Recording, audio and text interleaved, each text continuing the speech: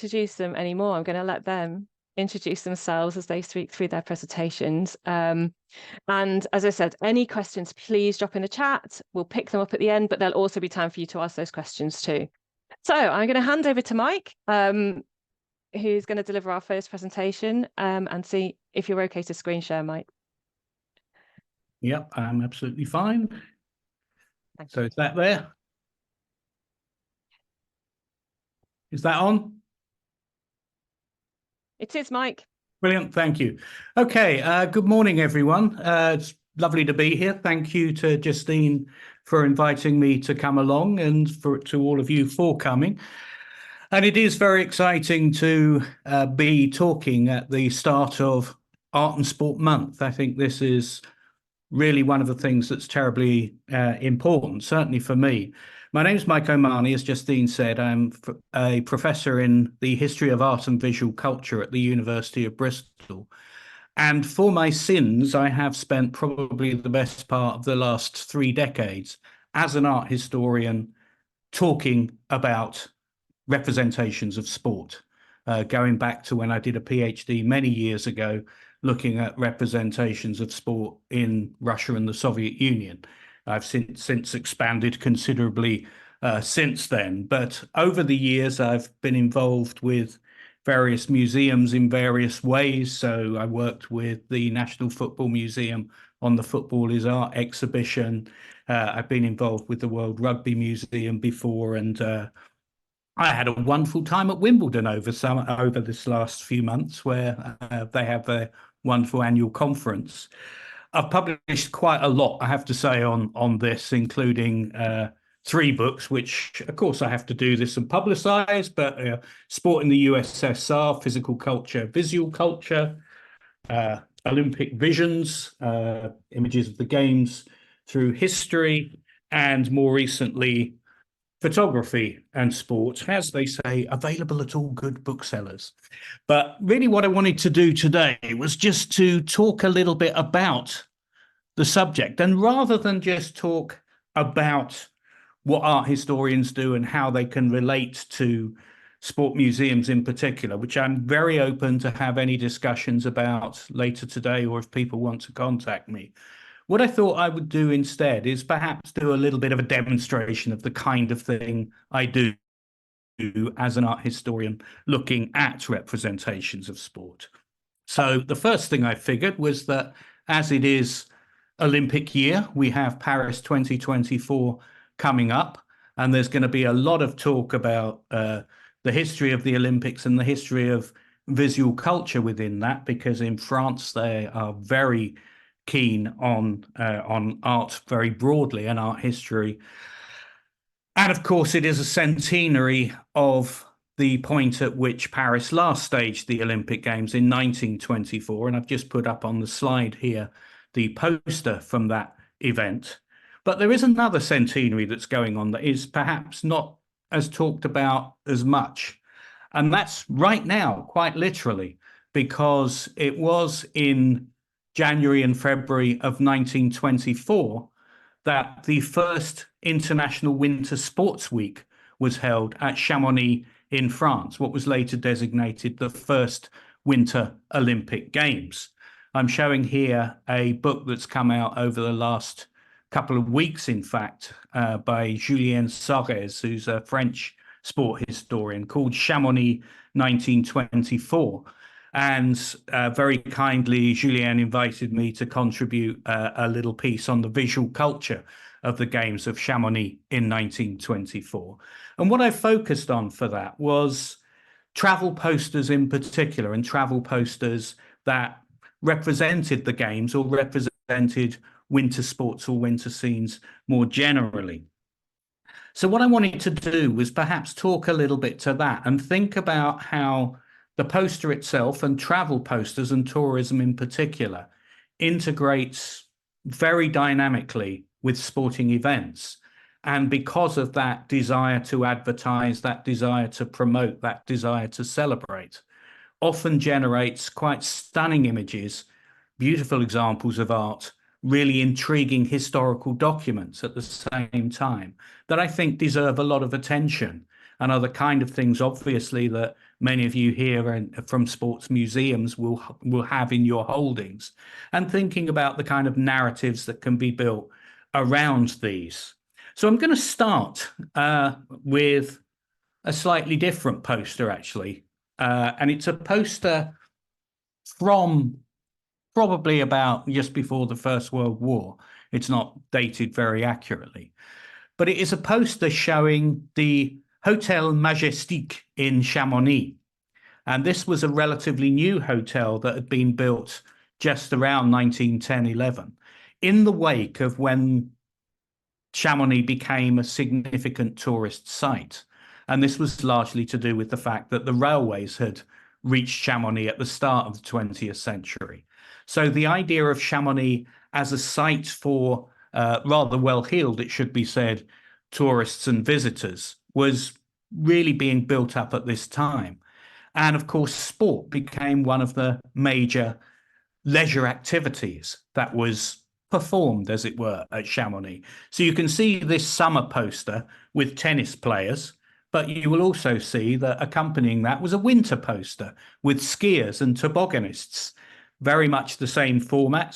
So if I put the two together here, you can see how similar they are. But clearly what's going on here is Chamonix as a site, the village of Chamonix in the shadow of Mont Blanc, in the beautiful valley there, surrounded by mountains, was promoting its identity as a place to come for leisure, but a place to come very much for sport. And we can look at a couple of details of this to think about this. So, for example, in the summer poster, we can see tennis players positioned very prominently in the foreground, a male tennis player looking immaculate in his whites and two female tennis players. And part of what's going on here is to promote this idea of leisure, but also to integrate a little hint of the possible romance that can be incorporated into that experience of coming to somewhere like the Hotel Majestic in Chamonix. You can also see in the background, there's a lot of sporting activity going on, a lot of white shirts running around. We're not quite sure precisely what those activities are. A bit of tennis, I don't doubt, possibly a little bit of running. But the idea that this activity is core to Chamonix is key here.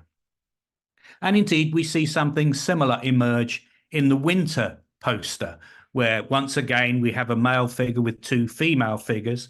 We've also got two children added into this poster, a young girl and what's probably a young boy, both looking at each other and dropping another little hint of kind of romance to make the place seem terribly attractive and wonderful to visit.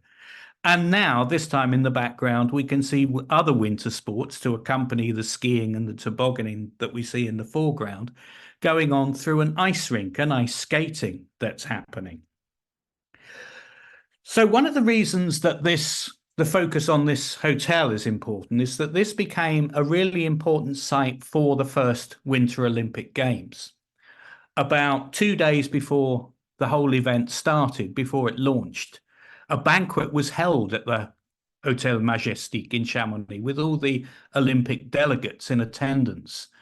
And they were launching what were certainly not the first Winter Games. Winter Games had happened throughout France and certainly throughout the mountainous regions directed towards skiing. But the idea of really making a separate games and associating that with the Olympic movement was brought to play in 1924 when what was initially called the International Winter Sports Week was launched.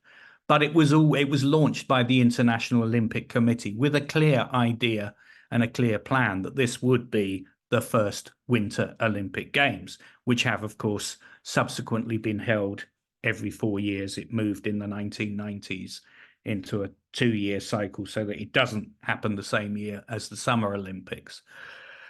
But of course, one of the first things that the people wanted, or certainly what the International Olympic Committee wanted, was to promote the Games. But interestingly, it didn't do this itself. In fact, it allowed what was the major railway company of the time, the Paris-Lyon Méditerranée, or PLM, as it was popularly known, produce a lot of the publicity for the games themselves. And I wanted to start by just having a bit of a look at this poster. It was one of 4 posters that were produced by PLM for the first Winter Olympic Games. But this one was subsequently designated the first official Olympic poster for those games. And it's quite an intriguing one in many ways. I think you'll instantly be struck by a number of inclusions, most prominently the rather giant eagle in the foreground. But I want to focus on a couple of other details before we come back to that eagle. Firstly, and most prominently in the foreground, we have this bobsleigh team. And I have no doubt that some of you who will be familiar with that event will perhaps instantly be struck by the fact that this is a team of 5 bobsledders, which is unusual in terms of our understanding that this is more commonly 4 or 2. And indeed, what was intriguing, if you look at the original Olympic report from 1924, they had some teams that had 4 and they had some teams that had 5. So to have 5 was not necessarily unusual from that point of view. In fact, if I just, well, I'll come back to that. If I just show a photograph of one of the events, you can see that this photograph is actually the Belgium team competing at the Olympic Games. And you can see that there are 5 sledders in that bobsleigh. One of them's got his head tucked down a little bit. So this was not unusual. And in fact, it seems highly likely that the artist of this poster, a guy by the name of Auguste Matisse, developed this poster from that photograph. So there are a number of posters, and this one was almost certainly produced, or at least the caption for it was produced during or after the event, because you can see it's dedicated au vainqueur de Concorde de la 8e Olympiade, or to the victors of the competitions of the 8th Olympic Games. He makes some adaptations so that he removes the number 6 from the vest, and he also shows this rather peculiar to our sight vision of the 3 guys in the middle leaning out with their left arm. And we might instantly think that's a bit peculiar, but then once again, some contemporary photographs reveal that this was a counterbalancing technique that was used by sledders at the time. I think there's a couple of other interesting points about this, though, that make it quite an intriguing intervention in terms of linking this idea of tourism with sport and the Winter Games. For example, you can see in the backdrop to this scene the viaduct that you can see here in these postcards. And this was a viaduct that had been fairly recently built, and it was built in order to facilitate the train journey from Paris down to Chamonix. But I think one of the things that the artist's done in quite an interesting way here is he's echoed that viaduct and its sense of a transport route with the bobsled track itself, which was newly created for the event. So that it almost looks as if, not literally, but there's a sort of intimation of the modernity of transport of the train and the modernity of transport of Olympic sports as these sledders skid down the track. I think the inclusion of the eagle is also rather intriguing here. What we can see, just to go forward a bit, is that eagle clutches in its claw a palm frond and an olive wreath, obviously associated with the Olympic Games, the palm fronds that had been awarded ancient games, and the laurel wreath also associated with ancient games in Greece. Tied here with a ribbon in the colours of the French national flag, and a really intriguing aspect of this choice of a golden eagle is partly, of course, because what we have is this sense of modernity coming into these winter landscapes, but also a sense of nature, the golden eagle itself, which of course is found in mountainous regions. But there's also another point of reference that's being made here, one that I think really deserves a lot more attention, and that is the fact that the golden eagle had been a sign of the Napoleonic army in the wars of the start of the 19th century. So this is a Napoleonic eagle from the Imperial Guard, and these eagles were mounted on flags which were then marched into battle. So it adds another sort of competitive flavour to the whole event. What is also interesting, though, is that it wasn't just one poster that was produced for 1924. As I mentioned earlier, there were 4, and I want to have a look at least at another couple here. Ski jumping features in a second poster where we can see here this figure captured from below. We see his form breaking the line of the mountainous landscape in the background, almost as if he's standing on top of those mountains, so sort of intimating a mountaineering context as well.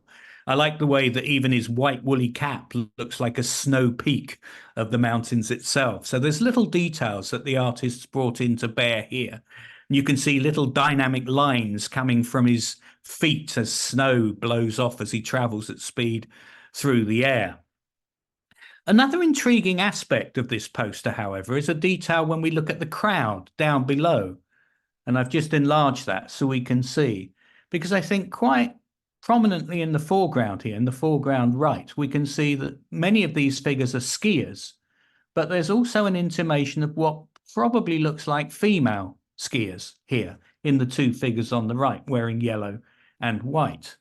And of course, in the Olympic Games, the Winter Olympics of 1924, women did compete, but were only allowed to compete in the figure skating competition. They weren't allowed to compete in any skiing events. That happened a lot later on. In fact, skating was the only activity that they could participate in. And I'm here showing you a third poster, again from 1924, to indicate how that became a focal point also for the artists. Female skating, female figure skating. Indeed, there were 3 competitions, a competition for women, a competition for men, and a pairs competition.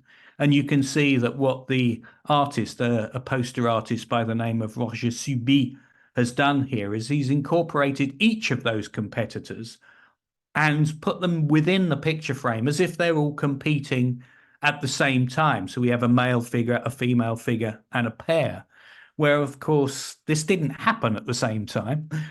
In fact, there were about 10 days between the first and the last competitions in skating at the Winter Olympics. So it's a way of bringing these events together, but also, I think, of very much focusing on the attractive young female figure. One of the little details that I love in this poster is the way that her skate breaks the boundary, breaks the frame of the picture so that it goes down below that edge that you can see just above the words Chamonix Mont Blanc. And also the line that she carves into the ice, the figure that she carves into the ice, that was a key element of figure skating. Also blends straight into the artist's signature to give it a calligraphic quality, almost as if that signature has come out of that gestural carving into the ice. Once again, we have these sort of lines of movement to imply that sense of energy and speed. But I do want to come back to this question of the participation of women in sports and what was significant about this and how it matters for certainly for visual representation. As you can see from this very quick overview of when women participated in various events at the Winter Olympic Games, it wasn't until 1936 that they participated in any skiing events, initially in alpine events. And I won't read all of these out, but rather just want to intimate this sense, particularly to look at this bottom line, which says that women's ski jumping was first introduced into the Winter Olympics in 2014. And I cannot resist turning my attention to another image, and an image of a really fascinating historical figure, a woman, a French woman by the name of Marie Marvin. And Marie Marvin was a very active sportswoman. She participated in dozens of sports events. She was a cyclist, she was a swimmer, she was a pilot, she was a hot air balloonist, and she was a skier. And indeed, in ski events held in Chamonix even, she regularly participated, including in events of ski jumping. And when did all of this occur? Around the 1910s, so a decade and a half before the first Winter Olympics took place. So I just wanted to show this wonderful photograph of Marie Marvin taking part in an event, but also to pull this finally all back to the idea of poster production and travel and sporting activity, because I want to go back to that earlier period around 1910 to indicate that, again, the PLM, the railway company that ran Paris-Lyon et la Méditerranée, or Paris-Lyon and the Mediterranean, was producing posters a good decade and a half, 2 decades before the Winter Olympics, where once again they were celebrating winter sports. In particular, they were celebrating skiing, and as will be very noticeable here, they were celebrating skiing that was not just for men, but for men and women. Now, this is obviously much more of a leisure representation. Fantastic for showing costumes, of course, the different costumes that were worn at the time, but also fantastic for the image on the right, which is, well, both are posters advertising winter sports at Chamonix, so competitions in effect. The word concours, competition, in skiing, luge, skating and bobsleigh is indicated prominently in the poster on the right. But here we can see this wonderful evocation of 2 skiers practically flying through the air, gracefully showing that sense of unity and togetherness with a little hint of romance, and capturing that sense of the beauty of the scenes, the scenery in which all of this is taking part. So I want to perhaps end with these 2 images. And just to sum up, say that what I've been trying to do here is just to suggest that the body of material of visual culture and art that is held in various places can be such wonderful documents, both for telling us historically a great deal about moments in sport history, but also wonderful evocations of what artists can do to capture the mood, to capture the sense, to capture the activities, with an idea to promote, to celebrate, and frankly, what we all do, to enjoy sport.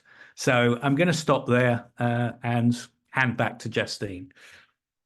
Oh, excellent, Mike. Thank you so much. I mean, just amazing, amazing posters. And I mean, I'm sitting there going, I could definitely do with a few of those on the wall. You know, they're inspiring, they're interesting, and just listening to you talk about them and the way that you bring them to life and allow us to look at how sport is depicted in a different way. I mean, I didn't know 5 people in the bobsleigh. I mean, I'm looking at that thinking, and then in the chat, there's some really interesting stuff being shared about the different use of bobsleigh tracks as well. So yeah, I mean, thank you so much. Now, I definitely recommend people to go and have a look at Mike's work. I mean, you know, at the forefront of looking at where sport and visual culture are in terms of all of your work, isn't it? So, you know, we're absolutely delighted to have you with us here. And thank you so much for starting off. Brilliant. I am going to ask everybody to continue to think about putting questions in the chat. We'll come back to Mike again in a moment when we do the Q&A. But now I'm going to hand over to Catherine Robbins from Leeds Museums and Galleries. Hi there. Right, I'll just share my screen. Cool. Can you see that? I can, Catherine. It's on. Excellent. There we go. There we are. Right, so yeah, I am going to talk about public art collecting and commissioning. So talk about murals in Leeds and how we as a service are sort of connecting with those sporting murals. So I'm a project curator for Leeds Museums and Galleries, and at the moment I'm working on a project around sport because we identified sport as an area that we really needed to develop in our collections, and kind of this link between art and sport is a theme that's come out of this work. So just a bit of background to the project that I'm working on. Leeds Museums and Galleries has approximately 1.3 million objects located across 9 sites, predominantly here at our collection store. Of these, there's only around 1,800 that are related to sport, and a lot of those are kind of objects that have been collected historically with very little context. So maybe like 10 cricket bats that might have a date on them, but that's kind of it. So we decided to do some work around our sports collections, and just try to develop it really. So the project overall aims to learn more about the existing collections, and I've had some fantastic volunteers working on research around that as well. Collect new objects to better represent contemporary sport in the city, and engage people with this process and with the collections.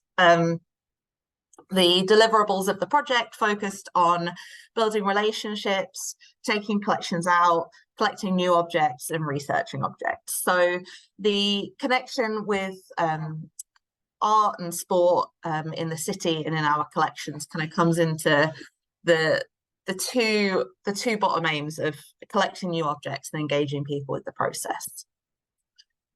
So I work with a volunteer steering group on this project who really guide the direction of it. And when we were talking, we kept coming back to the fact that actually across the city there are amazing representations of sport in its public art. So Leeds has a rich array of street art, not just relating to sport. So you can see here, it's a screenshot from Google of just me searching Leeds art or Leeds murals or something. And you can see there's a lot of trails that have been put together of work that's been done. Some of the murals have been like self-led by artists. Some of it have been commissioned by organisations. Leeds United, I can't remember the name of the organisation, but the kind of like formal fan group associated with Leeds United commissioned a bunch of murals across the city, which they then created a trail around, but then there have been individual outputs and from organisations, and then individuals like Burley Banksy have come in and just done their own thing. But anyway, so there's a few examples in the next slides. Our volunteers that we work with, they really wanted us to find a way to represent this public art in our collection, because they're an incredibly important part of Leeds culture. Again, as you can see here, like it's a big thing in the city for people to do and to enjoy, and also by the nature of what they are, they're not permanent. So we wanted to try and find a way to record them in our collection. So we decided as a group that what we wanted to do was to commission some photographs of these artworks. So we took public art to mean sculptures, murals, and sports clubs and signs, which, like, maybe there's a conversation there around if that is art, but it definitely fell into the sort of something that we couldn't bring into the collection in and of itself, and isn't permanent, and we wanted to record it. So the volunteer group and I drew up a list of pieces and their locations, and then put that out to tender like for a photographer to go and capture those. So like by the nature of what they are, there was no way we were ever gonna get a comprehensive list of all the street art across the city. But what we tried to do was get a good representation across kind of all the wards of the city, different artists, different sports that are represented. And yeah, so we then put a brief out to a photographer with the list of works that we wanted photographing, along with their locations, and commission these photographs. The brief for the photographs was that we very broadly wanted the subjects to have some context with them. So this image on the right here, there's a few more examples on the next slide, is one of the images, and you can sort of see like he sort of caught the front of the house in that picture. Rather than taking it straight on, we wanted it to be a slightly artistic shot, and a slightly artistic shot that captured the context of the artwork, because that felt really important in terms of kind of the full narrative, I guess, of the artwork. You know, it's not just about the art itself, it's about where it sits in the city and why. So this is a selection of some of the images that we had photographed. They are the images that we collected are all high res. Just due to computer issues, not all of these look, well, not all of these are high res on this slide, but the ones that we collected are all really good quality images. So yeah, you can see here there's quite a range. There is in Leeds, which we'll come to later, a slight, I don't want to say bias towards certain sports, because that's not maybe fair, but there are certain sports and certain sports people that have a lot of representation in the public art, and others that have very little, and that is something that we'll come to later. So you can see here there is a lot of football and a lot of rugby going on, but they are great work, and a good example of kind of the range of artists working in the city. So this one here, for example, was commissioned by the council as part of its cultural programming. This is the one that was commissioned, or one of the ones that was commissioned by the supporters group at Leeds United. And this piece down here is a Burley Banksy work. So Burley Banksy, he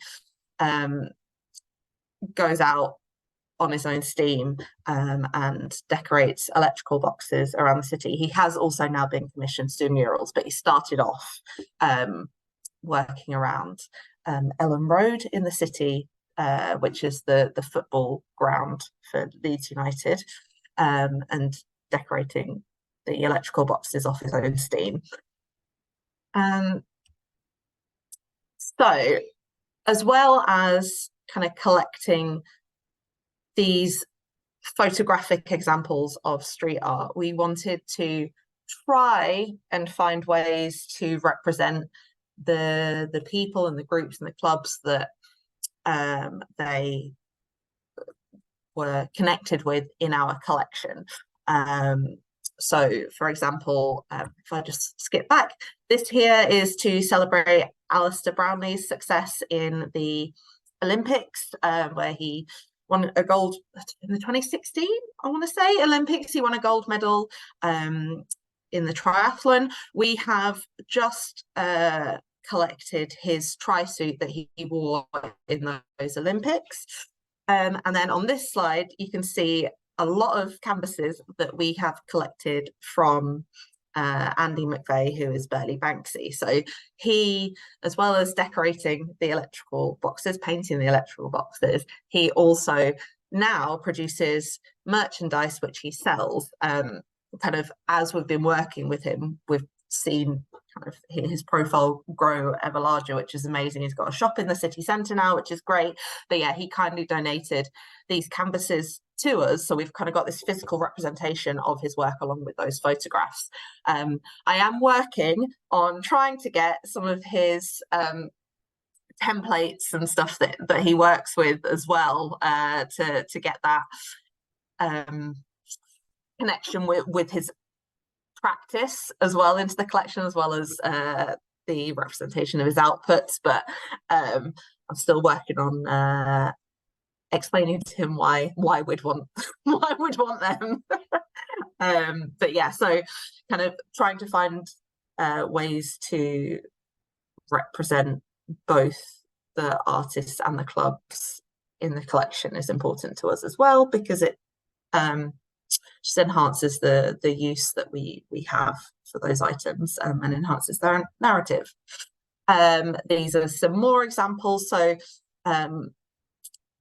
Burley Banksy, Andy McVeigh has done collaborations with other Leeds institutions. So Kirkstall Brewery and Burley Banksy worked together to design some cans, and we have collected some of, Kirkstall Brewery is also based in Leeds, and they do a lot of collaborations with local artists, and we have in the past collected other collaborations. So we're kind of, by collecting these items, we're able to supplement I guess both sides of the collection. So we're supplementing the sport collection, we're supplementing the objects that we have around Burley Banksy's work, but we're also adding to this collection around Kirkstall Brewery and its artist collaborations, and really, again, kind of expanding the uses and connections within our collection, and expanding the connections between our collection and the public art outside of the city. All of these designs are ones that are painted across the city in public spaces. So it's kind of it's really nice when people come in that they're able to look at them, and we find people coming in and saying, "Oh, I've seen that," or "I walked past that," and that's just like, is a nice connection to have.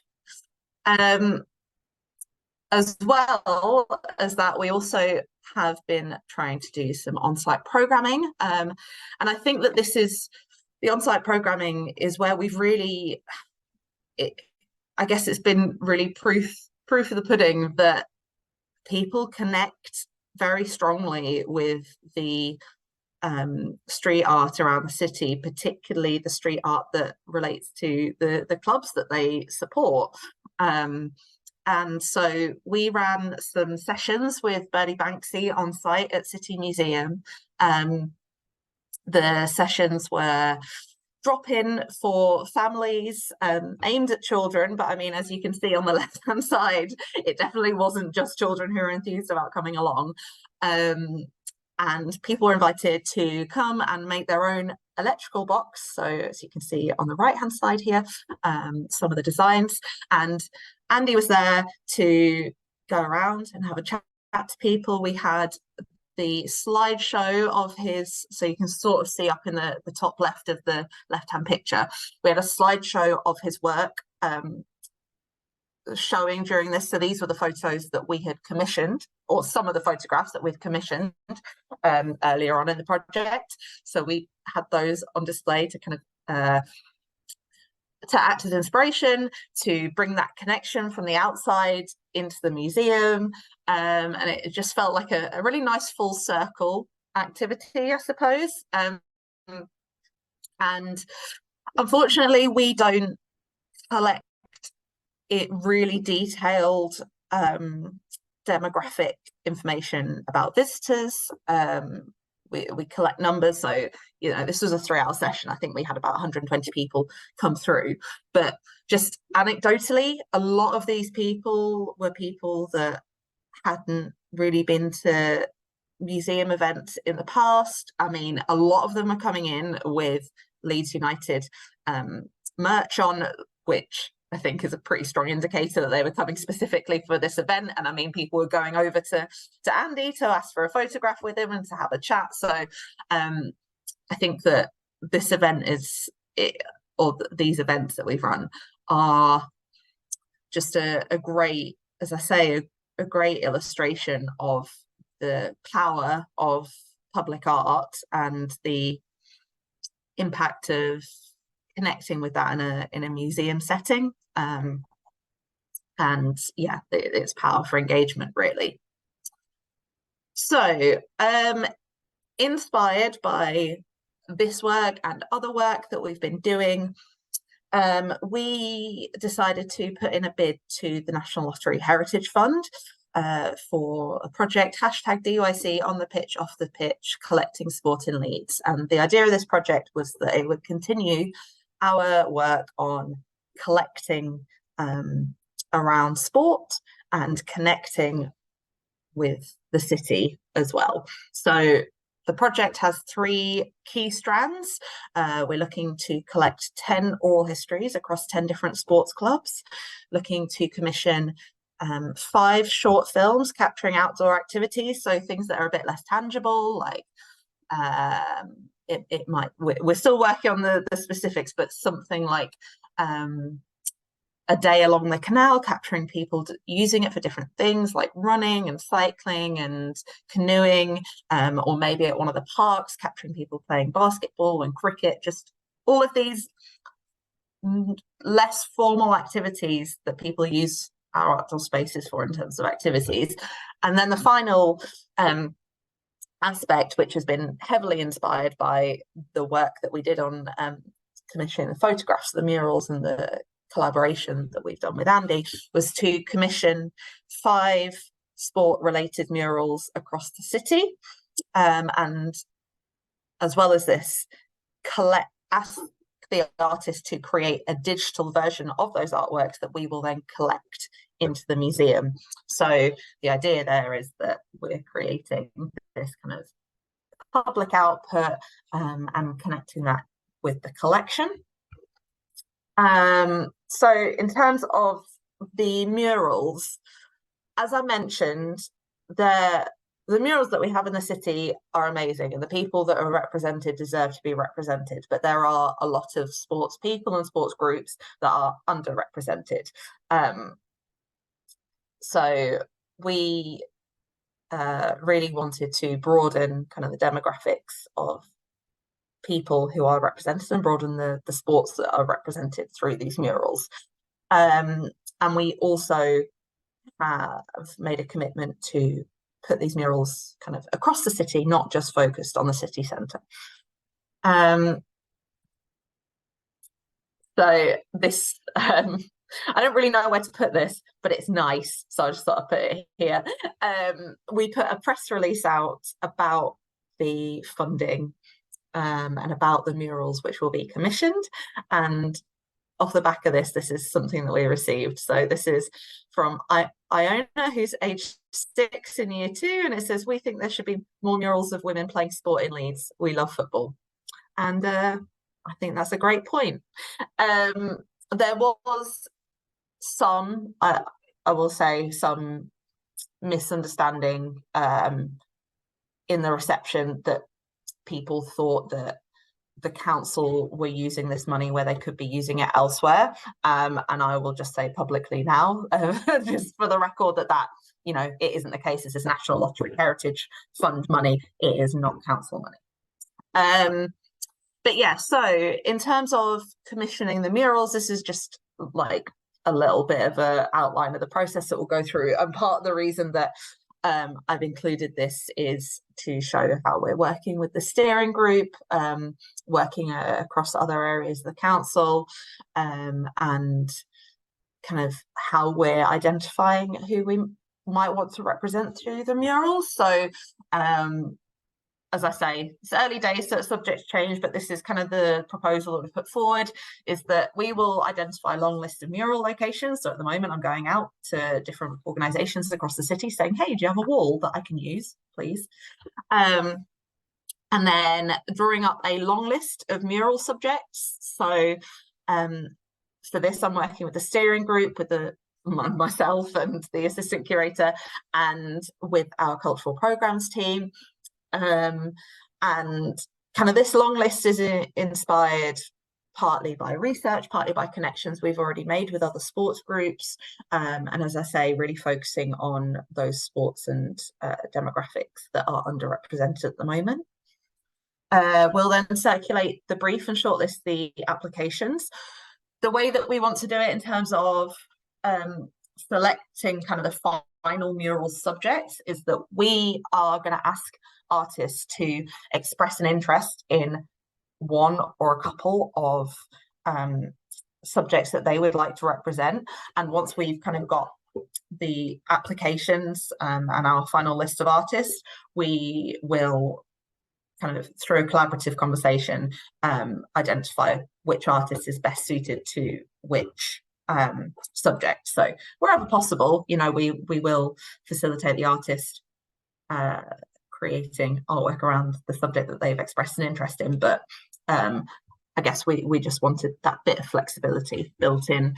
You know, it might, for example, like the Caribbean Cricket Club is the first West Indian cricket club in the UK, and that's based in the Chapeltown area. If we had an artist from the Chapeltown area of Leeds expressing an interest in that, and an artist from another area in Leeds, like assuming that their style worked, we would probably try to work with a local artist to represent that local club, kind of thing. But as I say, it's a flexible conversation. And then we ideally would like the artist to work with the subject or representatives of that group or that individual to develop that artwork. Obviously, that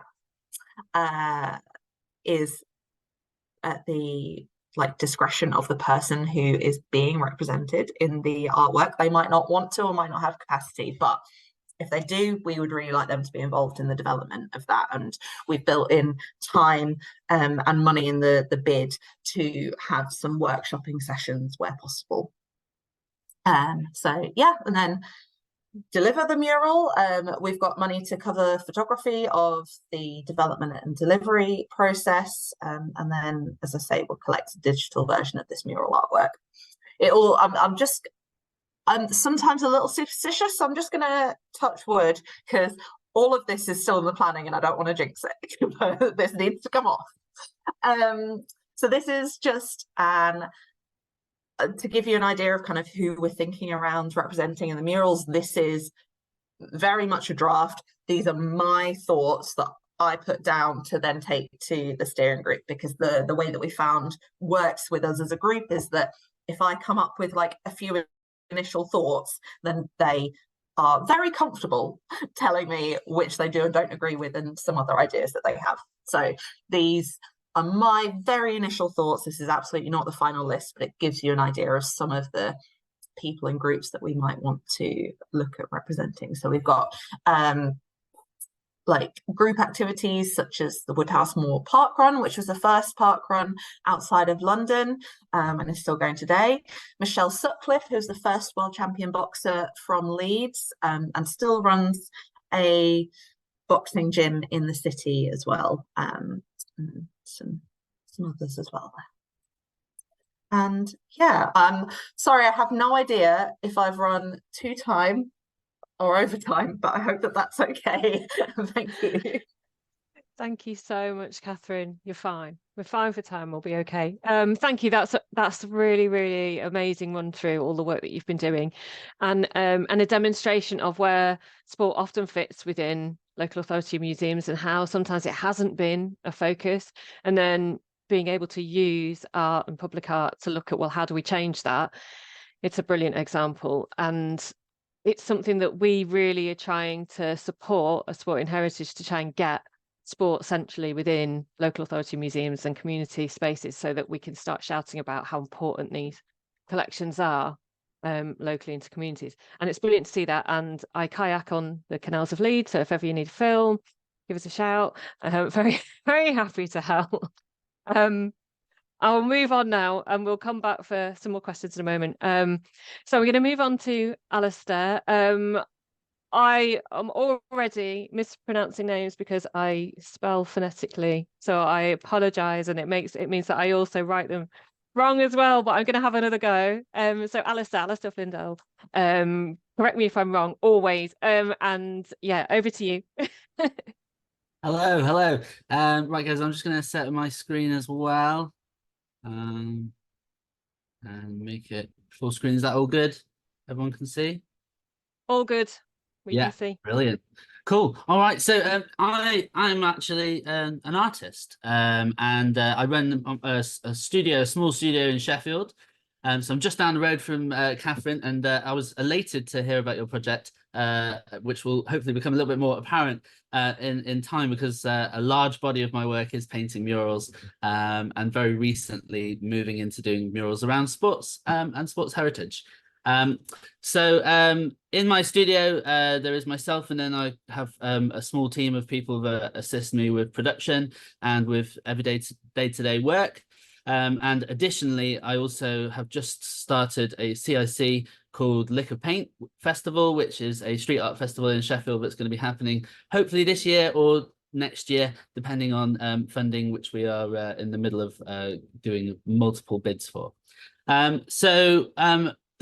The bulk of our work at Neck of the Woods Studio is around community focus. So we're we mostly work with like social enterprises, with a lot of Arts Council England funded projects, National Lottery.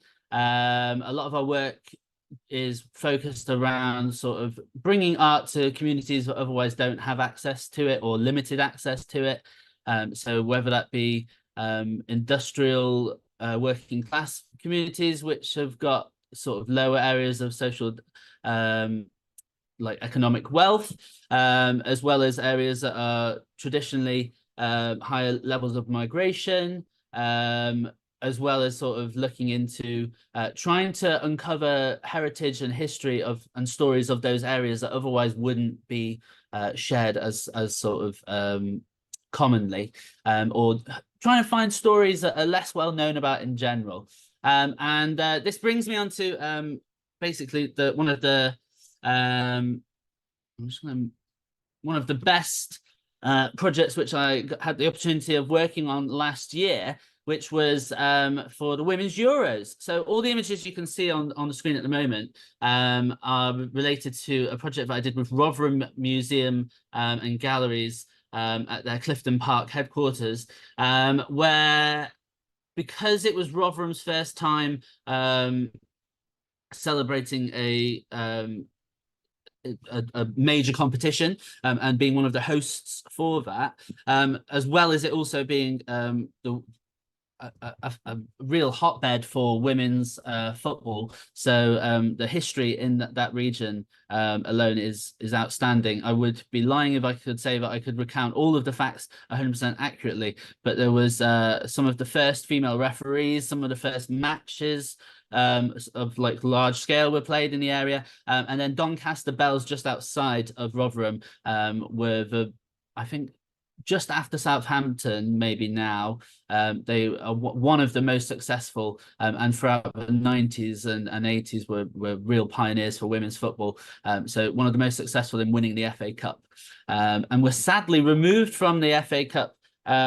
Sorry, not FA Cup.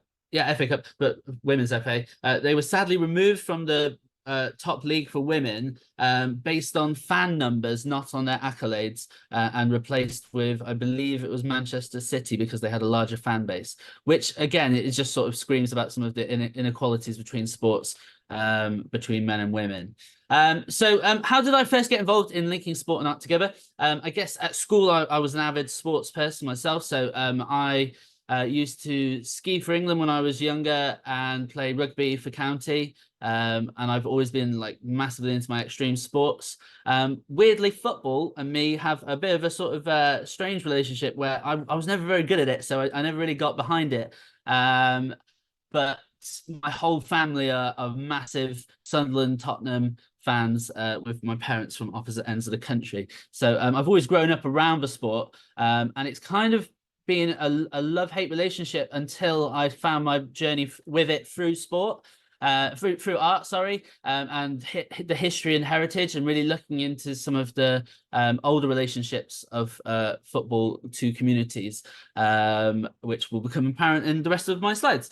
So at university, I did a large part of my thesis was around research into toxic masculinity in sports, in particular looking into rugby and the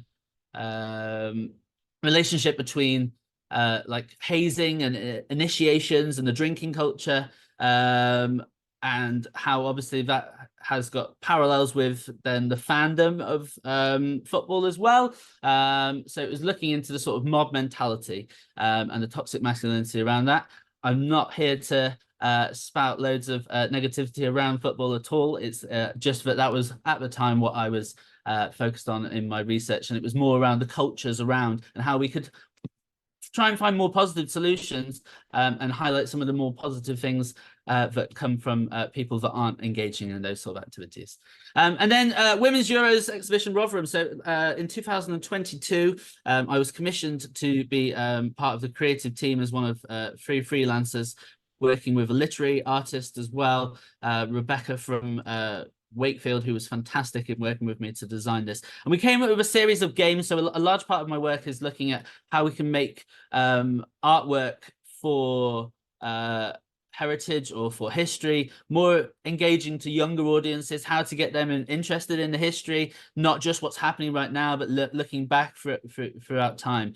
So here you can see pictures of our trail that we did for the Grassroots to Glory exhibition, where we had whiteboard down in the far right corner, which was an interactive sort of display where people could color in the whiteboard. They could, like, sort of as a mural design, sort of a temporary mural that they could add their own patterns, designs, also surrounded with loads of questions.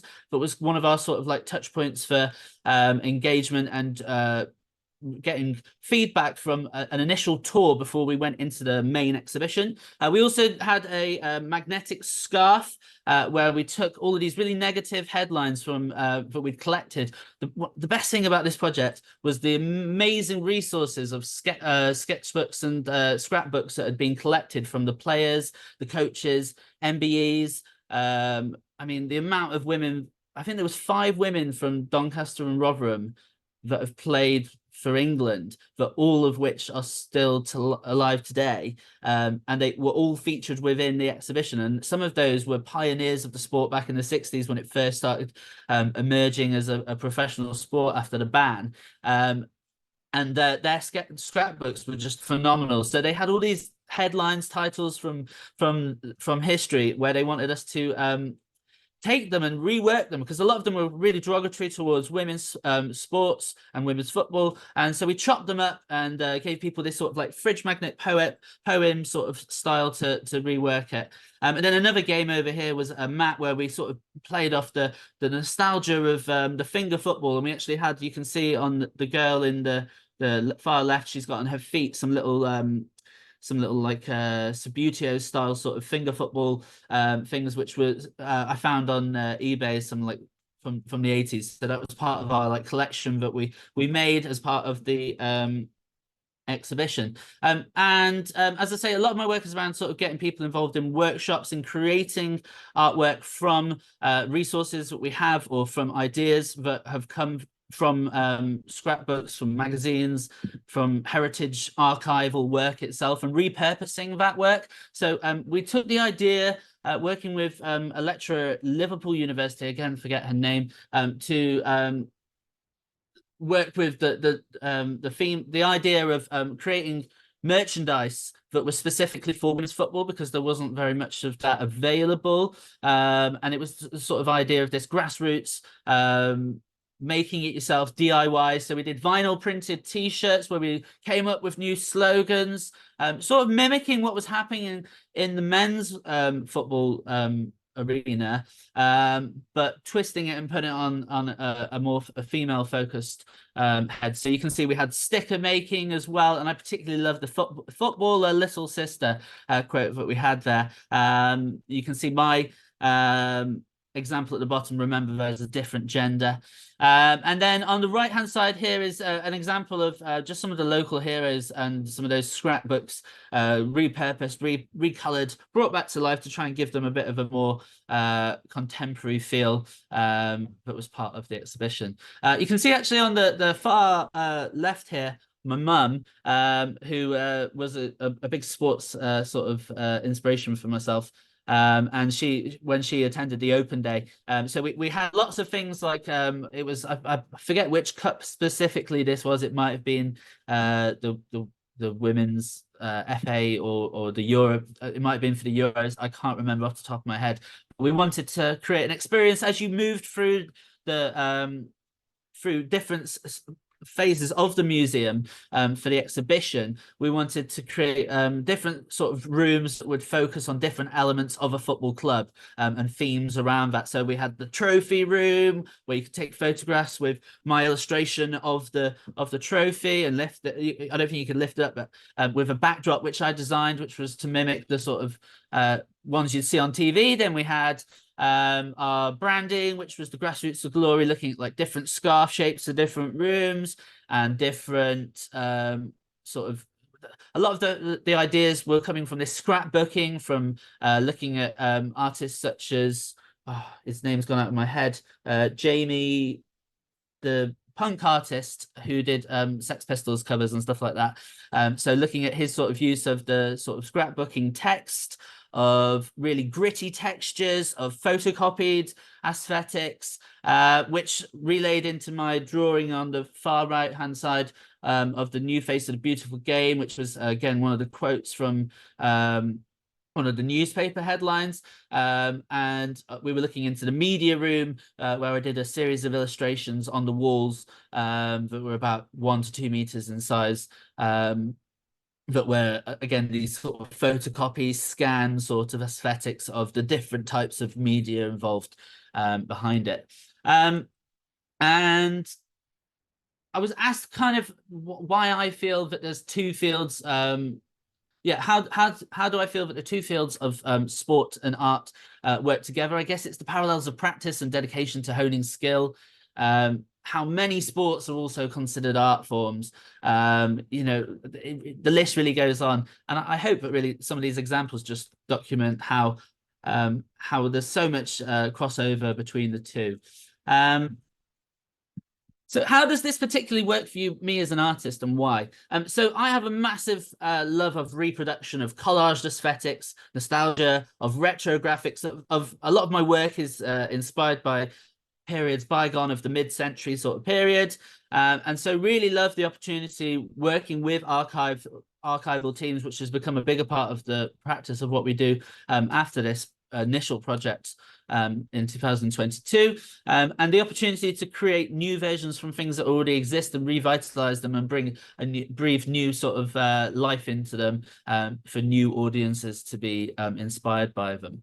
And I guess as well, the opportunity to produce artwork that represents marginalized and working class communities. So as you can see here, we've got all of the women that played for England on both Rotherham. So we had the 5 women from Rotherham and 4 women from sorry, they might not all be England players, but they were all deemed to be the most successful, most widely known. I think most of them are, but some of them might not be. But I know for a fact that we've got people such as Vicky Exley, I believe, and Milner, who did play for England. And as you can see here, we've got like the Doncaster Bells in blue, and then we've got blue in purple, the Rotherham team at the top. So the sort of kit room as we would see inside the museum. This brings me on to my most recent project, which is actually an ongoing project, which is around Bishop Auckland, and this time looking at men's mental health was the theme of the project. So I was commissioned by No More Nout, which is one of the Arts Council England's CPP projects, and regionally they look after County Durham now. Traditionally it was East Durham Creates, but they've rebranded last year to No More Nout. And as part of their outreach, they wanted to find artists who had a connection to other regions of the county, for which my family on my mother's side comes from Weardale in the Northern Pennines in the west of County Durham, an incredibly rural community, which I'll go on to talk about a little bit more later on. But I was commissioned because of my links, but also because of my passion to create a project that reflected my grandfather and his sporting accolades. He was a Cumbrian wrestling world champion, as well as played as an under-18s before he got pneumonia for Durham's county cricket team. So he was from a farming background, an engineer, and someone who was from a strong working class background, that never really let life's quarrels really getting down by making sure that he had a community, and he found his community through his sport, through agricultural shows and other things. And I really wanted to sort of create a homage to that and sort of reach out to some of the men's groups that were celebrating each other and their community through their sporting heritage. And football kind of arose as a major one, and the links were just too strong to ignore. So in Bishop Auckland, where some of my family still lives, some of you will know, to those that don't know, Bishop Auckland is the most successful amateur football club in terms of how many times they won the Amateur Cup, which was 10 times over the 60 years. I think it was 80 years that it, maybe even nearly 190 years that it ran. It was from the end of the last century until I think it was the middle of the 70s or the middle of the 60s.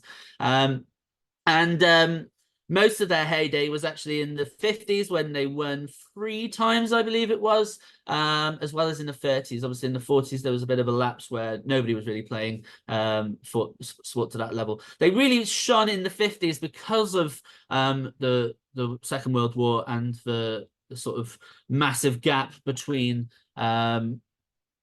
people playing sport to this level and then coming back to these rural communities, and the rise of people wanting to celebrate and come back into fandom and celebrating of sports. So I guess what benefits does this bring to audiences of me creating artwork? It's the access and the voice and celebration. So it's giving people access to art in communities that otherwise don't. So as I say, in the west and south of County Durham, Bishop Auckland is the largest town. It has existing in there a fantastic little museum called the Bishop's Football Museum Shop, which were one of the partners of the project. And they came to me with Daft Durham Amateur Football Trust, wanting to rejuvenize their archive and get more young people through the door. So my role was to come in and to transform their, well, not transform, but to rejuvenate their archives through a process of meeting people, interviewing former players from the 50s, and finding and unearthing these hidden stories that they were celebrating, but trying to make it more widely known across the region and then later nationally.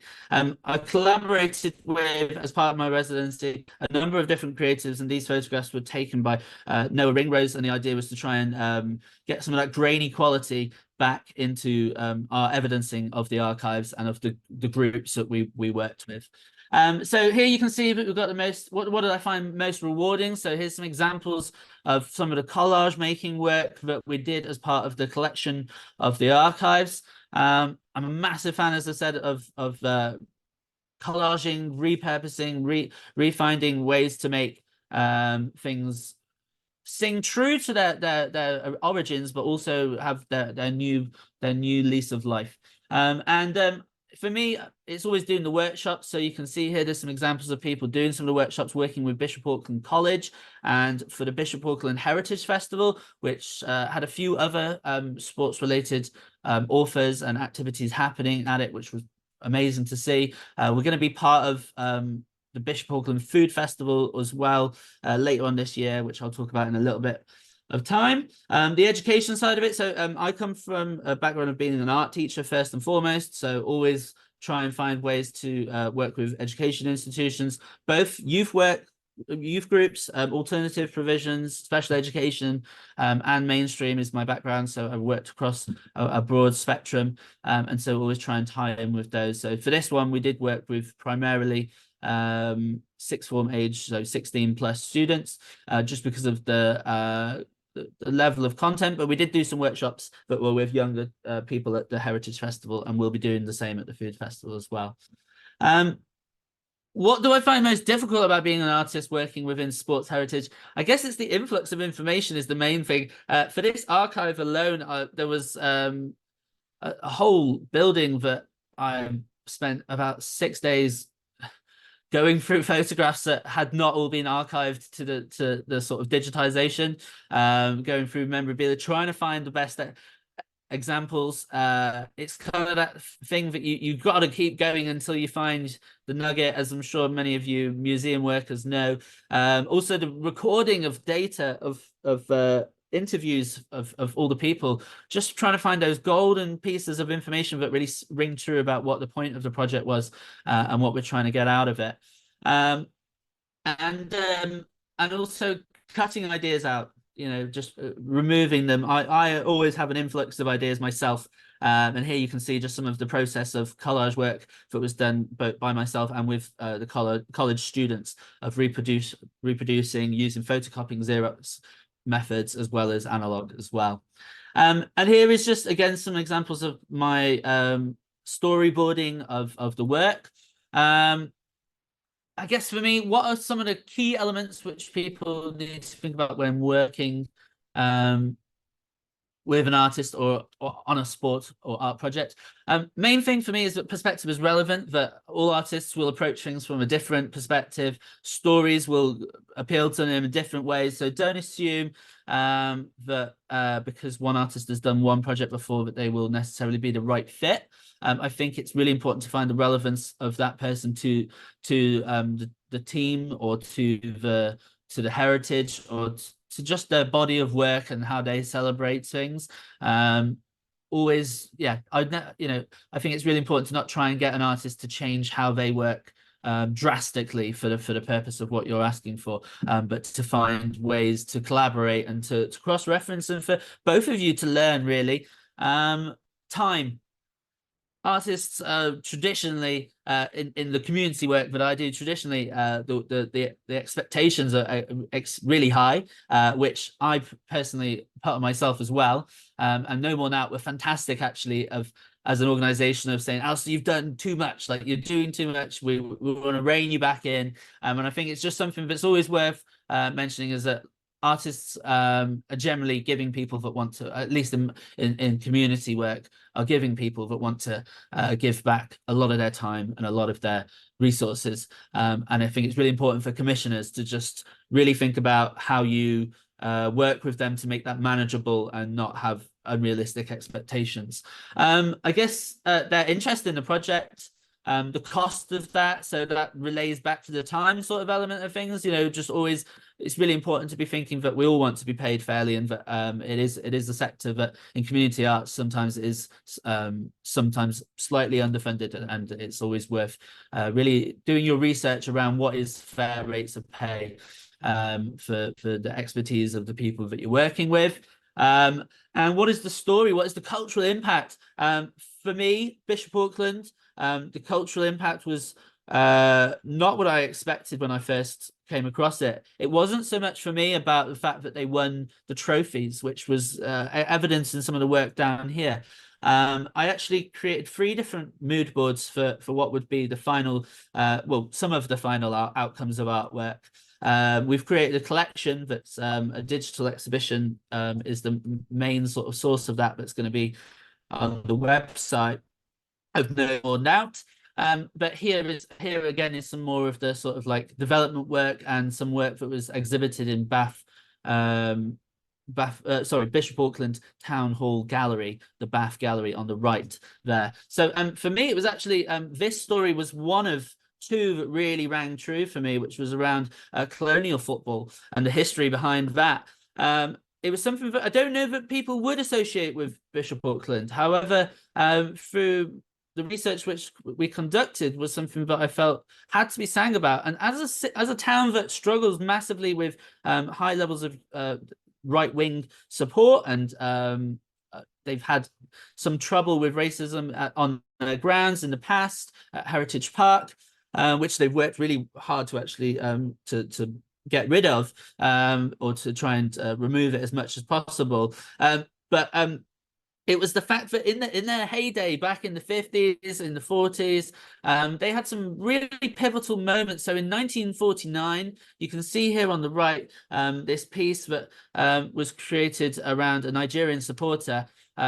Yes, Nigerian supporter. It was when the first Nigerian team, the first, I believe it was West African, if not first African team to tour Europe as a football club. It was certainly first West African, was Nigeria, and that was in 1949. And they came and played about 8 different games, I think it was, of which one of them was against Bishop Auckland, which, again, remembering they were an amateur club, a very successful amateur club, but some of the other teams that they went and played against were professional, such as in Liverpool. So there was huge sort of tour, really well publicized, and they played barefoot at the time, some of the players. So you can see that in the right hand side, you can see that they've got straps around their feet, not wearing shoes. And we sort of uncontested as to whether that was part of the narrative of trying to sell it as for publicity, or whether it was actually that those players did just wear those, because there was some players that were wearing boots. So we weren't sure as to whether at that time all players had access to kit, or if it was a choice, or what that narrative was. But it was something we felt was really interesting and worth exploring further. And then also we had in the far left hand corner, you can see the first Aboriginal professional football player who before turning professional and moving back to Australia played for Bishop Auckland, Charles something, I forget his name. And then there was also not a first of any kind, but a fantastic player in the 80s from Barbados, Peter, again, forget his name. I'm working on so many projects that my brain goes everywhere. So it's that idea around colonial football, and how from the 40s, the Nigerian team were a number of the players actually stayed, and it was after that was the beginning of, obviously we had the mass influx of immigration around that period of time, but also it was at that time when people started hiring football players that came from other countries that were colonial in particular to play for English clubs, and some of those players from that tour actually stayed and spent the rest of their career playing for teams like Liverpool. The outcome of the project, this is not by any means the only piece, but this is the main piece thus far, is this mural here. So as I said earlier on, a lot of my work is around painting murals, most of which are outdoors. So this is my first indoor mural, stands at about 2 meters high. And the purpose of this one is that it's a traveling mural that can move inside and outside, and it is being moved next Wednesday to an exterior position on the grounds of the Bishop Auckland Football Heritage Park, on their fencing outside. And so it's in separate panels that can be packed down into the boot of my car and folded up to be easily transported. The other thing that is different about this piece is that it is uses augmented reality. So as I said before, I focus on trying to find ways to make interactive artwork through games design and through using the use of technology. And I work with an animator. I can't show you in real time how this works, but I can play this animation for you now, which when you scan the QR code, you can see only when in front of the artwork.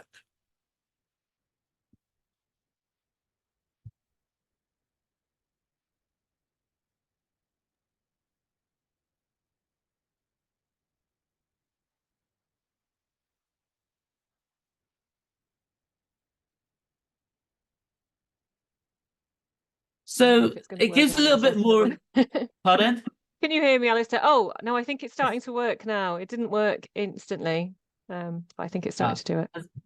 And I'm going to have to give you a 60-second warning as well. I'm so sorry. Yes. No, that's absolutely fine. So just to really wrap up, this story was really about the fact that amateur players of that time. The history behind why they were playing was that they had other jobs, and we had a dentist here who was Bob Thursby, who's pictured in the right-hand side of the screen. So just very finally, what are your future plans concerning sport and art? The exhibition is going to be moving around. We are looking for other galleries such as the National Football Museum, Fans Museum, OOF Gallery for football, and any other arts institutions or clubs that might be wanting to host our collection, which will be going live, the digital collection, I believe next week with No More Nout. And I am going to be doing some more work with No More Now in the coming year or two, looking on a residency around Cumberland Wrestling, which, as I said before, was a regional sport, which my granddad was a big part of, and we'll be working with artist Sean Bardsley, who's created a small series of work around that. That is everything from me. Thank you very much for your time. Oh, amazing, Alistair. Thank you so much. Oh, it's just fascinating to hear about the processes, the way that you're working with heritage collections around sport, and then the final, how that looks in the end, and just the ability to share it and move it around. Fascinating. I'm going to keep coming back and asking for more information about what you're doing. Thank you so much. We don't have a lot of time. Does anybody have any questions for anyone on our panel? You can either put your hand up or use your little hand icon. I'm going to ask one really quickly. It's for Catherine. How has the project, looking at sport specifically, how has that been received within the museum itself? Really well, honestly. Like, I think that yeah, I think people are like enthusiastic about it because they recognize that sports is kind of an avenue to engage with audiences that we don't necessarily engage with at the moment, and to improve our collections and stuff. I think that people are just quite happy to have somebody who's comfortable and excited to be, and has time to be working on a project around sport. I mean, I think it probably helps that I, like, without tooting my own horn too much, but like, I have both a social history and kind of a technological history background. So I worked at the Railway Museum and I've worked at a social history museum. So I think that I approached kind of the sport collection with both of those views, and also I'm involved in like some grassroots sport in the city, like I play roller derby. So I think that, yeah, it helps having somebody on the project who feels like, obviously there's plenty that I don't know, but feels very comfortable with it and with what I don't know. But yeah, everyone's very happy. It's great. Oh, amazing to hear that's being properly taken forward. But the whole organisation starting to think about, where does this fit? Can only be a good thing. I'm really, really conscious of time, and I'm conscious that it's 12 o'clock and that this is the end of the seminar allotted time. So don't want to hold our speakers up any longer, or the rest of you. And it's been brilliant having some of your comments in the chats as well. We'll save the chat. I will share the PowerPoint and the presentations. I think I have yours, Alistair. If Catherine and Mike, if you're able to email me them, that would be amazing. And I'll share it with the delegates. If anyone's got any other questions for anybody on the panel, please do drop them in. Mike, you also have an amazing series of seminars at the moment. I wondered if you could say. Yeah. That's fantastic. Thank you for that opportunity. I'm just going to share the screen to put that up, if I may. Actually, no, I won't bother. It's not so. Basically, we have, together with a couple of colleagues, Daniel Haxel from the United States and Przemysław Strożek from Poland, we've launched a project called Sporting Cultures, which we launched about 6 months ago with the intention of having a one-day conference with papers all about the interconnections between sport and art. We had so many really strong proposals that we turned it into 3 days, in fact. And the third of those days is coming up on the 9th of February. Perhaps, Justine, if I can send you that link, you could forward it to people from... Absolutely. I've dropped in to the chat a little link giving more fantastic. information. But yes, if you can drop it to me, Mike, I'll send it out with everything else. That's terrific. Yeah, and it's an online free event, and it's on the 9th of February from 12:30 till about 6:30, and we have about 8 really good papers on a wide variety of subjects. As I say, it's the third of these events, and the point about this is we're planning to build this up into a much bigger project.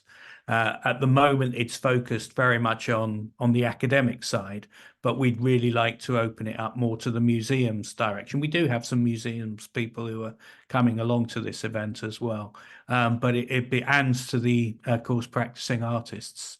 But we hope to build this into something much bigger going forward, in connection with Sporting Heritage, of course, because we do very similar things. But so look out for that, and you'll probably get forwarded various material about it. But thank you all for being here today, and what a really interesting set of papers from 3 very different starting points, which is what's lovely to have the museums, the practicing artists, and the art historians. I always like joining in with everyone else, so that's great fun. Thank you, Justine. Oh, thanks so much, Mike. I definitely recommend going and having a look at the breadth of speakers that are going to be on there on the 9th. It sounds amazing. And thank you once again to each of our speakers. You can hear more about Alistair's work on our website, find out more about the conference and upcoming things. But it just remains for me to say thank you, everybody, and see you all soon. Thank you.